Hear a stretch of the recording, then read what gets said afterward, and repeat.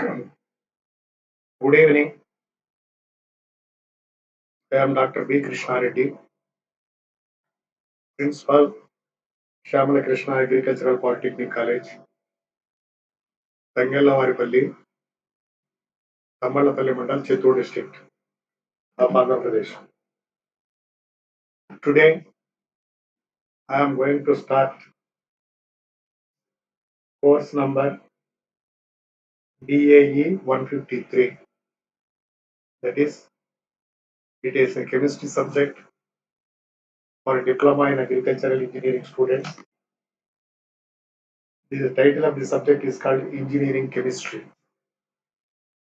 In this course, the fundamentals of chemistry are going to be taught. Today, we will start with the lecture number 1, that is fundamentals of chemistry, fundamental particles of atom, atomic number and mass number. First, let us define the chemistry. What is chemistry? Chemistry is a science that deals with the nature of matter and the changes that matter undergoes. That means it is a science. Chemistry is nothing but a science which deals with the nature of matter. So all the matter, what is the nature of the matter and the changes that matter may undergo. So what are all the changes the matter undergoes, the details of these changes, and in fact the nature of the matter. These are the things that are going to be dealt under chemistry. Okay. Its purpose is to find out what are the simplest parts of matter. That is, the main purpose of this subject is to find out what are the simplest parts of the matter. That is the basic uh, units of the matter. How these parts can be separated, how these units can be separated in a pure form from the crude matter. So from the crude material, how these pure forms of the matter can be obtained and put together or rearranged to produce new forms of matter. Not only the obtention of new matter from the crude material, but these two or three varieties of these matters, how they are getting rearranged to produce the new forms of matter, and what energy is liberated or absorbed in making this arrangement of matters. So when the new matters are being produced from two or more than two matters, that is called chemical reaction. In that process of generating a new matter from the different matters, either energy will be released or energy will get absorbed. Okay, and studying these things are also comes under chemistry. That means chemistry is a science that deals with the matter, substance, and what are the basic ingredients or the basic units of that matter. That is one thing. Then how one or two or more matters react with each other or with one another and form into a new substance or a new matter, and whether the energy is getting liberated in the process or energy is getting absorbed in the process. These are the subject matters of the chemistry. So under chemistry, these are the things that are going to be discussed. Okay, now I think you fairly understood what is meant by chemistry or what is the definition of the chemistry. Then coming to mass and weight. These are the two words in general used interchangeably. That means In general terminology, when you say mass or weight, it is the same for a common man. But in for chemistry purpose or in terms of scientific understanding, mass and weight are two different terms which indicates two different things. Let us see what is this. Mass is a term used to designate quantity of the matter. That means in any given structure, what is the quantity of the matter that is present? That is called mass. Mass is characterized by in terms of weight units. That means mass will be expressed in terms of weight units. That is under SI system it is kgs, and the lowest denomination of the weights is grams. Then 1000 grams is 1 kilo, and it can be expressed in pounds or in ounces also. It means, but its meaning is different from that of weight. But the meaning of mass is totally different from the weight. How? The mass of an object is constant, but its weight is changeable and is determined by its location. Kindly take the example of a simple balance. Suppose ఇప్పుడు మనం సంతలకు కానీ వెళ్ళినప్పుడు కానీ కూరగాయలు కొనేటప్పుడు కానీ తక్కడ చూస్తుంటాం. That is simple balance. In that balance one side we will put the weight of 1 kilo or a half a kilo, whatever it is. That is the measure of payment. The other side we will put the material weighing to equivalent to that weight. Then we say it is a 1 kilo vegetables or 2 kilos, half kilo, whatever it is. That is in fact it is purely a mass which we are indicating in terms of grams or kgs or pounds, whatever it is. Because here on both sides of the balance, two pans are hanging. That means the gravitational pull that is acting will act both on the both the pans. That means the gravitational pull on one side and the other side is the same.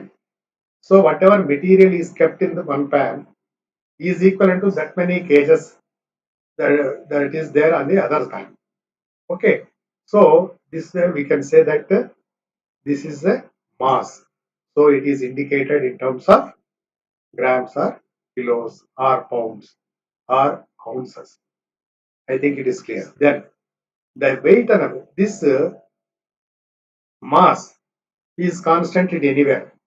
Suppose if we take the weight on the ground, it will be the same. If we take this weight, maybe at a distance of 1 kilometer from the ground, it will be the same. Because even though when we go up, the gravitational field force will be reducing, but it reduces on both sides of the balance. So the matter or the mass will be same at any location. So this is the difference. Kindly understand very clearly. If you measure the mass in any place, it will be the same. Whereas the weight of an object on the earth's surface is a measure of gravitational attraction between that object and the earth. Then what is the weight? Actually, weight is measured by a spring balance. I think you know what is a spring balance. In the lower classes, you might have seen a picture of it. It is a vertical scale inside which there will be a spring, and on the instrument, on this weighing instrument, there will be markings to indicate what is the weight of the substance, like grams or kgs, whatever it is, and it is hanged from a hook from on the top, and lower side hook we will put the weight matter which need to be weighed. Then based because of the gravitation, it pulls down That means it has no pans like your simple balance. So when it pulls down, it is nothing but the weight is nothing but a gravitational force or gravitational attraction that is there between the object and the earth. Suppose the same similar balance. If it is suppose if we weigh spring balance, say weight 1 kilo. Sorry, it is actually denoted in terms of newtons, whereas mass is expressed in terms of grams, kilograms, pounds, or ounces. Whereas the weight is measured in terms of newtons. Okay, na?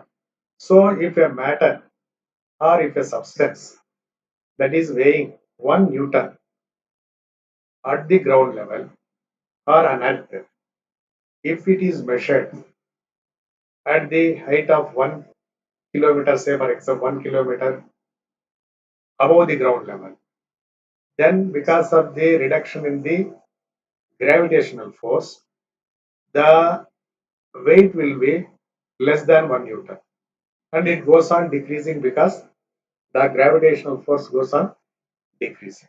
Okay. Upon a voyage into space, the mass remains constant, but the weight becomes weightless at a distance of 100 to 200 miles from the Earth's surface. So, if you go like that, at a height between 100 to 200 miles from the Earth's surface, the total vacuum will be there. There will not be any atmosphere, and the gravitational attraction of the Earth also will become almost nil. At that point, it is 100 to 200 miles away from the Earth's surface, any object becomes weightless. That means you will not get any weight. That is, you cannot measure it. So it will become weightless. Whereas the mass will be remain same. It can be still be measured. The two terms are used interchangeably, but their meanings are not identical. So now I think it is very clear to you. Though mass and weight in general parlance is used interchangeably, but they indicate different things, which now I think you understood well. Now coming to the see what is the equations between the weight and the mass. Roughly 1 kg is equal to 9.8 newtons. Okay, though it is not available in your syllabus, I got it from somewhere. So 1 kilo is equivalent to 9.8 newtons. So we have completed the material regarding mass and weight. Okay, now these things are very important from the examination point of view because they ask what is the definition of a chemistry, which we have dealt in detail. Now only we have seen what is the difference between mass and weight, what is their units. Then now comes the symbol. What is a symbol? Generally, it is used in chemistry. A chemical symbol is an abbreviation of a name of an element. So there will be several elements. Each element will have a name like hydrogen, oxygen, helium, boron, cobalt, molybdenum, sodium, like that. All these chemical names, instead of writing the full name, if we can write it as an abbreviated form. Abbreviation means a short form. Suppose hydrogen. Instead of writing hydrogen entire word, if you put H in capital form, then it indicates hydrogen. That means a chemical, this is called a symbol. Capital H is the symbol for hydrogen atom. Okay. So what is a symbol? A chemical symbol is an abbreviation of the name of an element. Okay. Now, then what is a compound and a mixture? A compound is a group of two or more elements firmly united in a definite proportion. Okay, compound is a group of two or more elements firmly united in a definite proportion. These wordings are very important. Compound is a group of two or more elements. That is one thing. Firmly united. They united very firmly in a definite proportion. These are the three main keywords that need to be written when it is asked. That is, compound is a group of two or more elements firmly united in a definite proportion. Then what is a mixture? Mixture is a mass of two or more substances. Here also it is a mass or a group of two or more substances, but they are not combined firmly. So it is opposite of the compound. So they are not combined firmly and need not be in any definite proportion. And there is no definite proportion. Only this proportion. Different proportions will be there. This is the difference. Okay, na? Then coming to formula. Formula is an abbreviated expression of a compound. See, symbol is an abbreviated form of a element. Likewise, a formula is an abbreviated expression of a compound. Okay. Compound is nothing but it is a combination of two or more elements. So it includes the symbols of all the elements in the compound. So once again, the formula is nothing but various symbols of various elements that are present in the compound. With subnumeral to show that the number of atoms of each element present. So not only the symbols are there in the formula, but they will have a subnumerals, that is numbers also, which indicates how many atoms of that particular element are present in the compound. For example, H2O. Here H is an nitrogen, one element, and O is an oxygen, that is another element, which are represented by their symbols as we already discussed. Then 2 is a subnumeral. Subnumeral means it need to be written just at the base of the capital H, right? Hydrogen. The designation shows that a molecule of water contains two atoms of hydrogen and one atom of oxygen. Everybody knows the formula for the water, that is H2O. What does it indicate? In one water molecule, that is two or more elements are combined to form a compound. That compound is here known as water. What is the formula? H2O. What does it indicate? In water molecule, there is two elements, two atoms of hydrogen and one atom of oxygen is present, right? Then comes the atom. What is an atom? An atom is a basic structural unit of an element. So, what is a basic structure? Suppose if we take a building, then the brick is a basic structural unit. Likewise, in any substance, suppose if you take a human body or a plant body, each cell is known as a basic structure. Likewise, an atom is a basic structural unit of an element.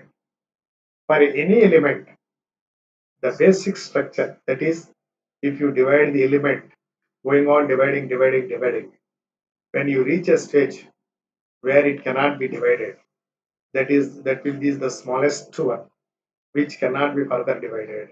That is called the atom. Okay.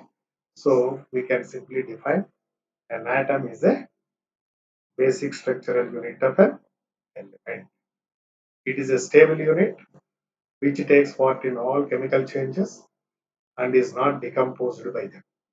That means this particular atom will be in a stable form and which will participate in all the chemical reactions and it will not get decomposed by them. That means while it is undergoing the chemical reaction, it maintains its element structure without getting decomposed or without getting further divided.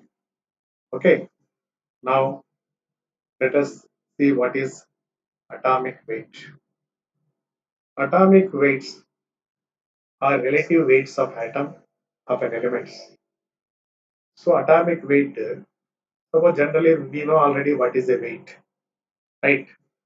So if you measure the weight, here you can once again it is being interchangeably used, right? If you see weight of a vegetable, say, it will be measured in kilos, or if it is a precious materials like gold, it is measured in grams like that, isn't it?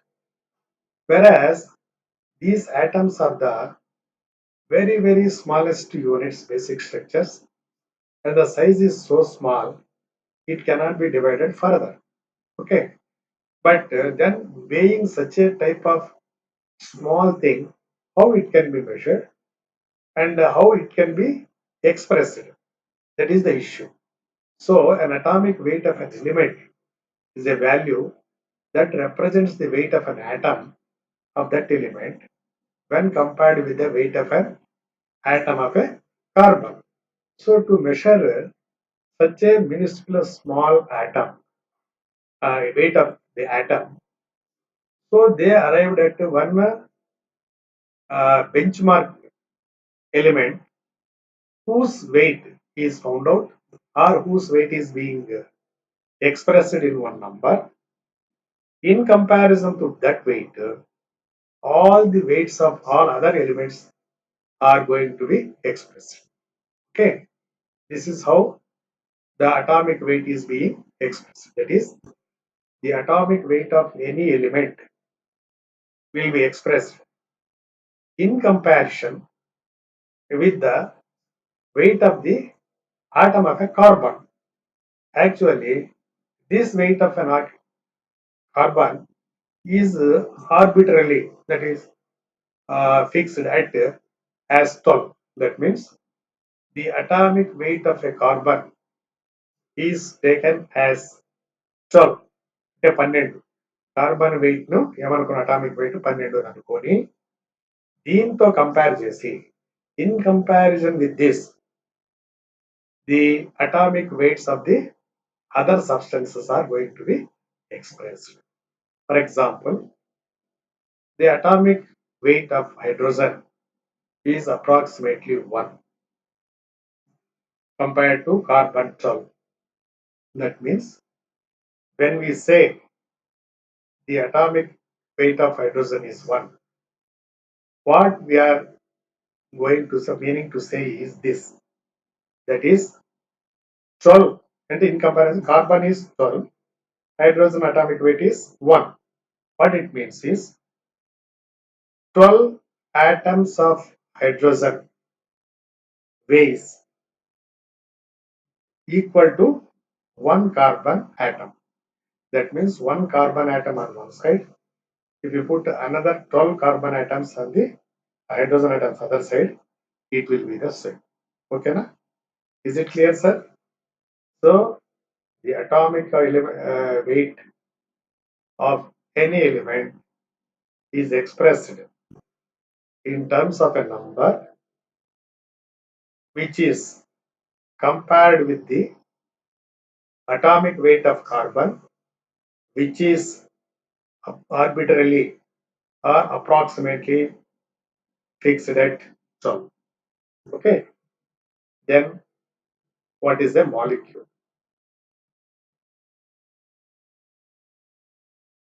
A molecule is a structural unit of a matter. Now we said Atom is a structural unit of element.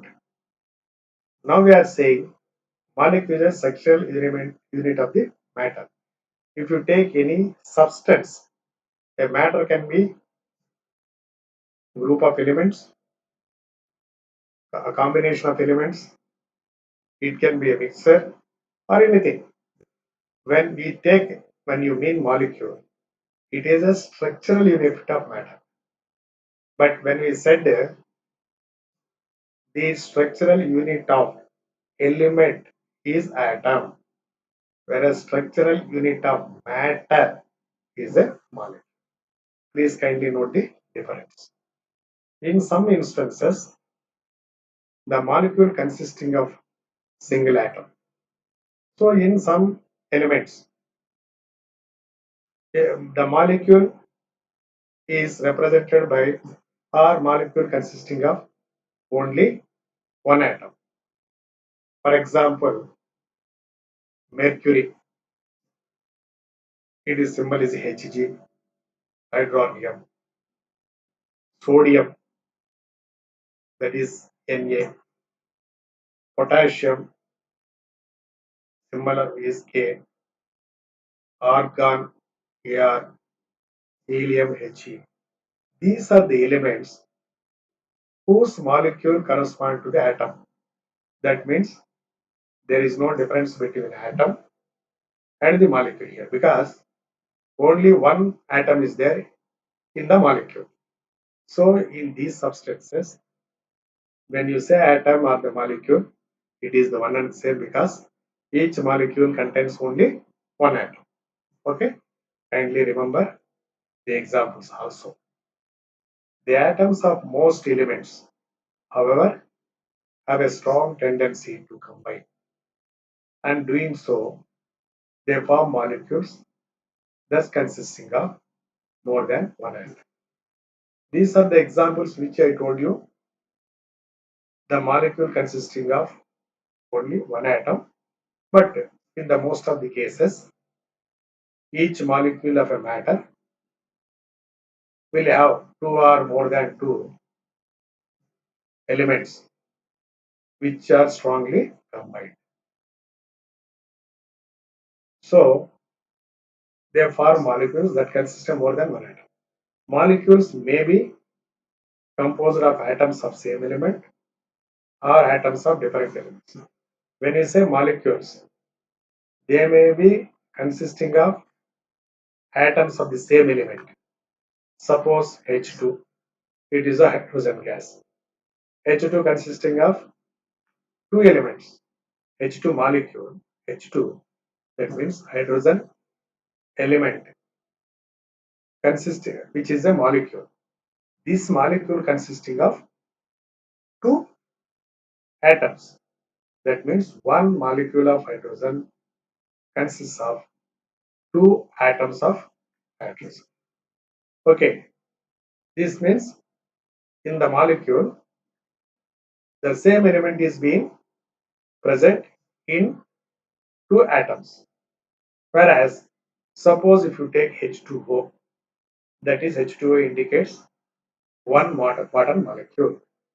In this one water molecule, there are two hydrogen atoms and one oxygen atom.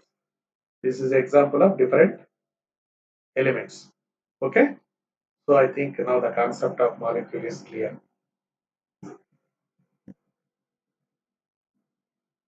Next comes Avogadro's law.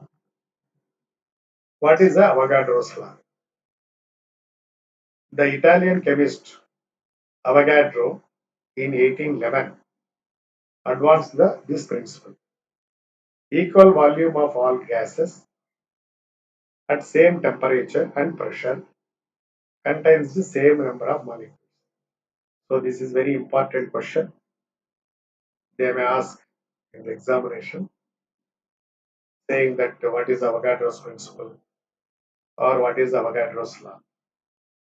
This law is being propounded by an Italian chemist by name Avogadro in the year 1811. According to this principle or law, equal volumes of all gases, whatever may be the gas, air, helium, argon, hydrogen, or oxygen, whatever may be the gas, at the same temperature. Suppose at say 25 degrees centigrade, and at the same pressure. Suppose at 60 atmospheric pressure, contain the same number of molecules. If they contain, under same pressure, all these gases will have the same number of molecules. This is what he has propounded. That is, any type of gas at a given temperature and pressure will have the same number of molecules in them. This is Avogadro's law. Okay. Next, molecular weight. The molecular weight of a substance is the sum of the atomic weights of an element in its molecules. Now we already studied what is a molecule. Molecule is nothing but a combination of two or more atoms, either of the same element or of different elements. So naturally, when we say what is the molecular weight, it is nothing but atomic weights of the elements that are present in the molecule. Okay. Next comes the equation. So these are the terminologies which are going to be useful to the students when we are studying further. So these basic things need to be well understood and should be remembered well. Okay. Now coming to the equation. What is an equation? Now we know what is a symbol, then we know what is a formula. Now comes the equation. The equation an abbreviated expression for a chemical change. Suppose when two or more chemicals are undergoing a chemical reaction, that reaction is to be indicated in a brief and abbreviated manner. That type of expression is known as an equation. Okay, just as the symbol is an abbreviation for the element, the formula is an abbreviation for the compound. Okay, is it clear? So the element symbol is the abbreviation of an element, formula is for a compound, and the equation is considered a shorthand method of indicating a complete chemical reaction in which symbols and formulae are in the equation. We use the symbols of an elements and we use the formulae of the compounds to indicate what are the substances that are undergoing chemical reaction. These are indicated on the left side of the equation, and on the right side after the arrow mark we will write the new compounds that are formed as an end products of the reaction. You know, is it clear, sir? Then come to units of the atom. So now we told you that if you go on dividing a substance to the extent of indivisibility, which cannot be divided further, that is an atom. But here we say what is the units of an atom? That means within this basic structural unit of an element, atom, there are some other smaller unit which were found out by the scientists, which are called by different names. That is, different things are called by different names. They are called electrons, protons, and neutrons, which means indivisible basic element, basic structural unit of an element called atom also consists of three different types of things. or the particles. These are called subatomic particles, which are named as electrons, protons, and neutrons. Now let us see what is these substances. What is these subatomic particles? The electron is negatively charged unit of matter. It exists in the outer portion of the atom, or rather in those portions outside the nucleus. It is the fundamental unit of negative electricity, that it is the particle that conveys a current of electricity along a wire or through a battery. So kindly understand this clearly. Imagine that an atom is a round ball shaped thing. Just imagine. In that there will be halo. In the center there will be nucleus. In the outer space there will be electrons moving. These electrons are negatively charged units, and they are existing in the outer portion of the atom. When you say it is a round ball like thing, in the very center there will be nucleus. Between the nucleus and the outer wall of the atom, there will be an empty space. In that space, negatively charged units are present. They are called the electrons. Okay, this portion outside, it is the fundamental unit of negative electricity. It is nothing but negative electricity. That is, it is the particle that conveys a current of electricity along with wire or through a battery. When you say electricity, current అంటాం కదా మన మామూలు. ఈ electricity is nothing but these negatively charged electrons. These are these are moving in the electric form, that is through wires or in the batteries. Whatever electricity is being produced, it is nothing but a flow of these electrons. Okay, the electron is exceedingly small in the scale of atomic weight, upon which carbon weighs 12. The electron has a relative mass of 0.00055. So kindly recollect, we studied that the atomic weight is expressed in comparison with the weight of a carbon atom. That is, carbon atom weight will be treated as 12. In comparison to that, hydrogen atom weight was 1. Likewise, if you measure the weight of an electron, that means in the atom there will be electron, negatively charged electron, then that weight is expressed as 0.00055. That means very, very, very less weight. Okay, electrons are emitted from the cathode of an X-ray tube. So these electrons, how the scientists have found out these electrons is, there are so many experiments conducted by using the X-ray tube.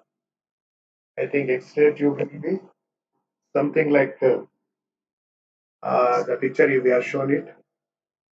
This is a rough diagram of an X-ray tube where one cathode enters the X-ray tube, and the from other side anode will be there. When these are there, from this cathode side, electrons will for the circle electron beam. After touching the anode, they reflect back as X-ray beam. Okay, so this is a simple diagram of X-ray tube where the scientists have found out that electrons are being uh, released through the cathode end and touch the anode. Right? and these electrons are emitted from the cathode of a X-ray tube, as I explained, or they are also emitted from a metal heated to a very high temperature. When any metals are heated very temperatures, then electrons will get emitted. And from a radio tube, this is also something like a X-ray tube only, where the electrons will emit from cathode and move towards the anode. From the radioactive elements also, these electrons will get flowing. The physical existence of electrons is well established. Through these various experiments, scientists have well established that electrons are present in all the atoms.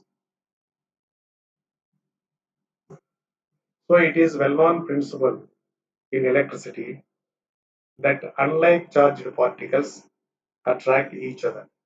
It is a well-known fact to most of the students that unlike charges, that is positive charge or negative and negative charge, will get attracted to each other. There is an electrical attraction between the electrons in the outer part of the atom and the nucleus, because electrons have a negative charge and the nucleus contains the protons which are positively charged.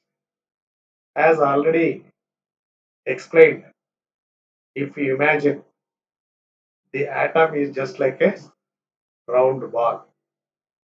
In the center, if you imagine, there is a small one more ball, that is nucleus. Between these, the empty space will have these electrons.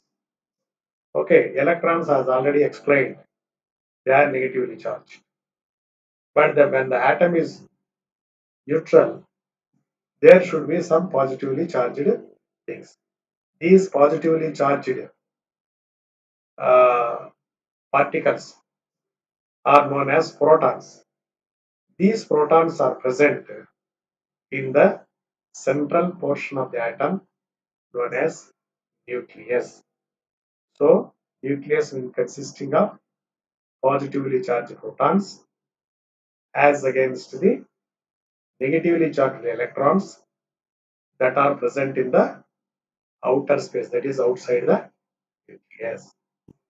The force of attraction that tend to pull the electrons towards the nucleus is balanced by the opposing central forces of centrifugal force of the moving electrons. Here, kindly understand that when there is a negatively charged protons in the nucleus of an atom, naturally the negatively charged electrons that are present outside the nucleus, that is in between the empty space between nucleus and the outer portion of the atom, these electrons are present which is negatively charged. These will get naturally attracted towards the positively charged protons present in the nucleus. But if that happens, all the electrons will have to fall into the nucleus. Okay? But that will not happen. Why? This attractive force of protons, the these electrons which are negatively charged, they are not stationary. They will be constantly moving. While moving round and round, they create centrifugal force. Okay? This centrifugal force is countering the attractive force of the protons. That is why the electrons will never fall into the nucleus because of the positive charge of the protons. That means the positive charge of the protons which attracts the electrons towards it will get nullified by the centrifugal force of the electrons because they are moving in the atom. Thus, the atom is kept stable. So, instead of collapsing, the atom will be stable because of this reason. The electrons does not fall into the nucleus because it has a centrifugal force that pulls in directions away from the nucleus. That means centrifugal will force away electrons away from the nucleus, whereas the positively charged protons present in the nucleus will pull the electrons towards the nucleus. These two forces will get balanced, resulting in the stable existence of the atom, and it does not leave its orbit. So, the moving electrons will keep their movement within the given orbit instead of falling into the nucleus, or and leave orbit and go off into space because it is held by the balancing force of attraction of the opposite changed nucleus. Then protons. The proton is a positively charged unit of matter. It bears a charge equal and opposite to that of electrons. Proton exists in the nucleus of an atom of the element. The nucleus of hydrogen atom consisting of one proton. The proton is 1836 times heavier than the electron. So, as already discussed, the positively charged portion or the subatomic units are called the protons. They are present in the nucleus and their charges are opposite of the electrons. That we already discussed.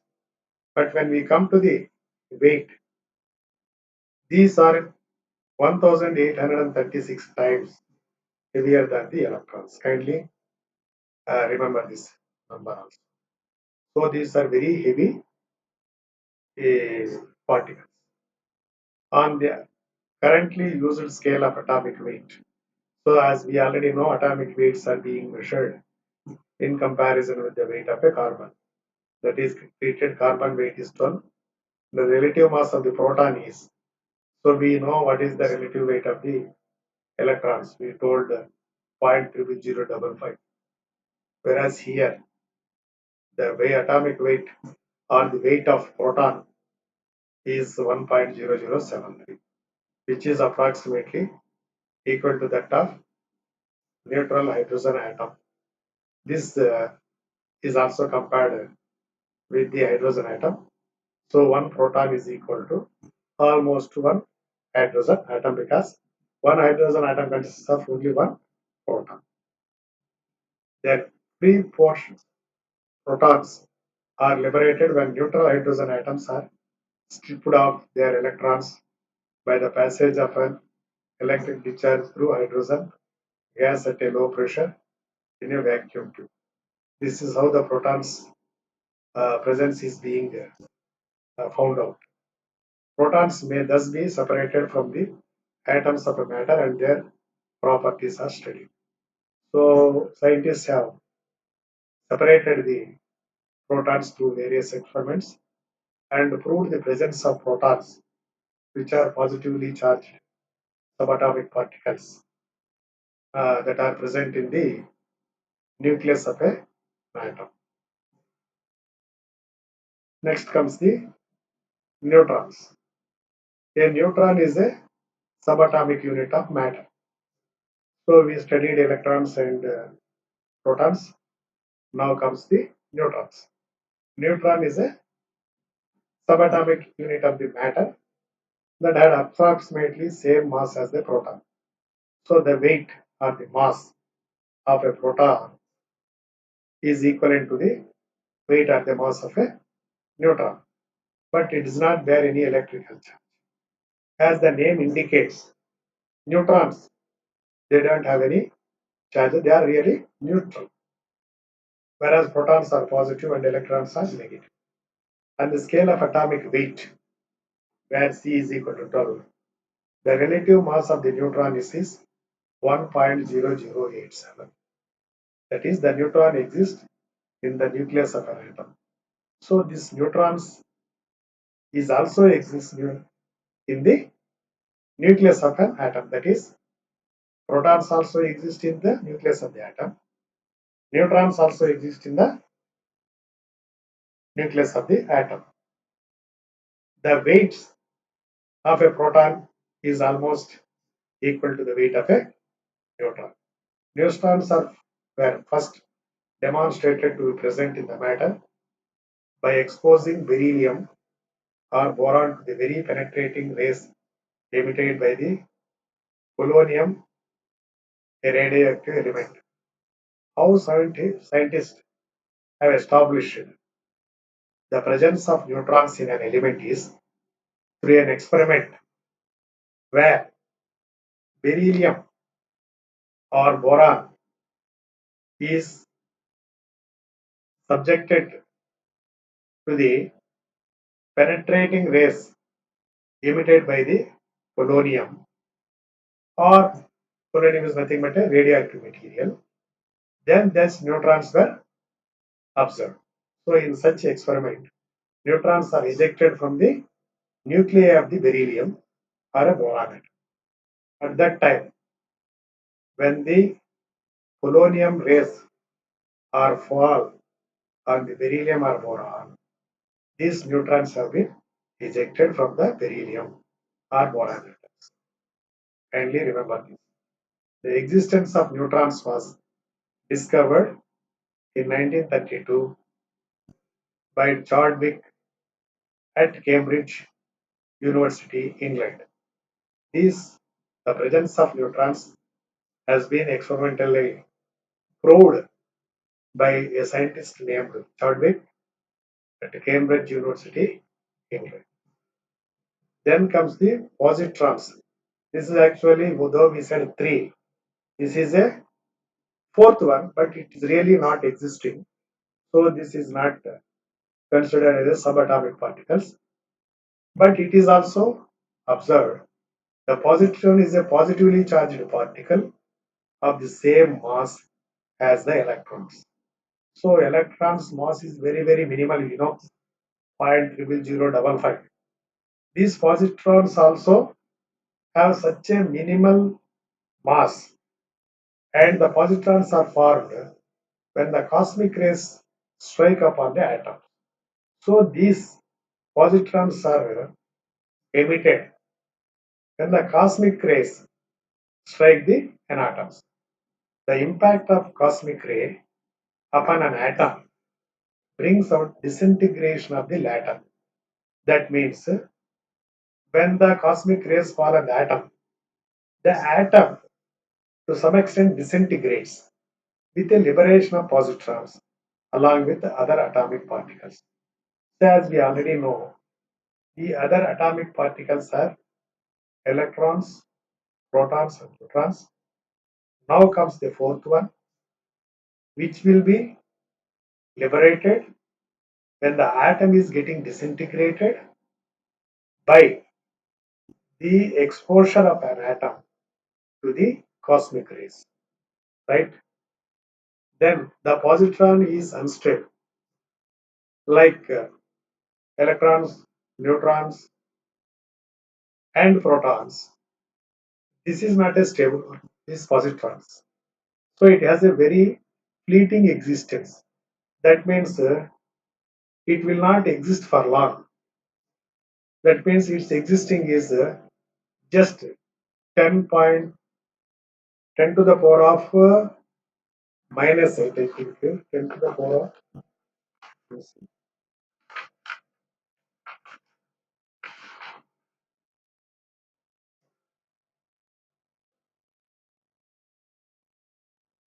10 to the power of minus 8 seconds. That means very, very minimal time only these positrons exist. Then they will disappear. It is annihilated by collision with the electrons. So it will get destroyed by the collision of the electrons. When a positron and an electron collide, both are destroyed and energy is released. That means when electrons and positrons collide, then both will get destroyed. When the matter is destroyed, then energy will get liberated. The mass of each particle is converted into energy. That means when the mass of a substance is destroyed, then the energy in the will get released. The position is not sorry, the positron is not a component of the atom. So this positron, in fact, is not considered as a component of a atom. It is temporary existence is brought about by the action of a cosmic rays, and the existence will be seen only when the cosmic rays fall on the atom. And as we already discussed, it lives very for a very short period and will get disappeared or will get destroyed while colliding with the electrons. So it is not considered as a subatomic particle, or it's not considered as a component of the atom. It may also arise from decaying radioactive matter. So this type of positrons are also emanate from the radioactive matter when they are getting decayed. Reference to the positron is therefore not made in our discussion of the structure of the unit. This is the reason why we have not discussed as a this positron as a component of the atom. Okay, is it clear? Then comes the structure of the atom. The atom is composed of protons, neutrons, electrons. We already discussed. It consisting of two distinct parts: a nucleus made up of protons and neutrons, and a region surrounded by the nucleus in which there are electrons moving at a different distances from the nucleus. I think previously we have discussed, we told that imagine a ball-like structure, that is atom. Then in the center nucleus will be there, which consisting of protons, positively charged particles, and neutrons, which are neutral. Then in the space between the outer and the nucleus, electrons present, which are moving in different directions in different orbits. Okay. The underlying postulates regarding the structure of the atoms of a different elements may be summarized as follows. What are the structures of atoms is being explained here. The number of protons in the nucleus of an atom is equal to the atomic number of that atom. So when you say atomic number, what does it mean is it indicates the number of the protons that are present in the nucleus of an atom. It is called as atomic number. The number of neutrons in the nucleus of an atom is equal to the difference between the atomic weight and atomic number. That means the weight of protons and the weight of electrons. Both is called atomic weight because the electrons are almost weightless. We already know 0.00055. So whereas neutrons and protons are almost equal weights. So when we say atomic weight, it is nothing but weight of a protons and weight of the neutrons. That is atomic weight. Both are present in the nucleus. The number of electrons in the shell of the neutral atom is equal to the number of protons in the nucleus. So when we say in terms of numbers, the number of electrons that are present in the shells of neutral atom. Shell means it is a space between the nucleus and the outer portion of the atom. So atomic number means it is nothing but number of electrons which is equal to the number of. Okay. atomic number. What is atomic? The number of protons present in the nucleus, which is equal to the atomic number. Atomic number is expressed as Z. When atomic number means it is the number of protons present in the nucleus. For example, the number of protons in hydrogen nucleus is 1. In sodium nucleus it is 11. Therefore, their atomic numbers are 1. If you say what is the atomic number of hydrogen, since hydrogen contains 1 proton, we should say it is 1. Whereas in case of sodium, consists of 11 protons in its nucleus. When you say what is the atomic number of sodium, we need to write it as 11 because it represents the number of protons that are present in the nucleus of the sodium. In order to keep the electrical neutrality, the number of electrons in an atom is equal to number of protons, that is atomic number Z. So in other way, it can be expressed like this. You know, the protons are positively charged. To neutralize or to keep the atom neutral, there should be equal number of electrons present. That means the number of electrons present is equal to number of protons. That means number of electrons present is nothing but equal to the number of protons, which is nothing but atomic number. Okay, that means when you say atomic number, we mean to say it is the number of protons or the number of electrons that are present in the atom of an element. So atomic number Z means number of protons in the nucleus of an atom, which equal to number of electrons in an atom. Clear? Each element is given a serial number corresponding to the place in the periodic table that it should occupy according to its properties. This serial number is given to each element is called as atomic number. Actually, all the elements are arranged in a tabular form that is called a periodic table for easy understanding of the different elements. Actually, this periodic table is based on the atomic number of the elements. Okay, now you understand what is the importance of atomic number and its significance in the periodic table.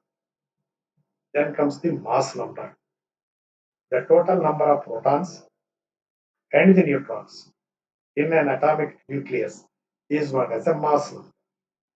You know, the mass number or the atomic weight is mostly concentrated in the nucleus, while the outer space, though occupied by the electrons, their weight is almost insignificant. Whatever weight that is there lies either in the protons or in the neutrons. So it is called as mass, represented by capital A. Mass number is nothing but number of protons, that is Z, plus number of neutrons, that is N. Okay. So with this, we are concluding lecture 1, wherein we have thoroughly understood the fundamentals of chemistry or the fundamental particles of atom, what is atomic number, what is mass number, etc. I think with this basic understanding, the course classes that we may discuss in future will be little easy. And in this, each and every term used and understood should be remembered well, because in the examinations, the basic these basic things are very, very important. Thank you. Thank you very much.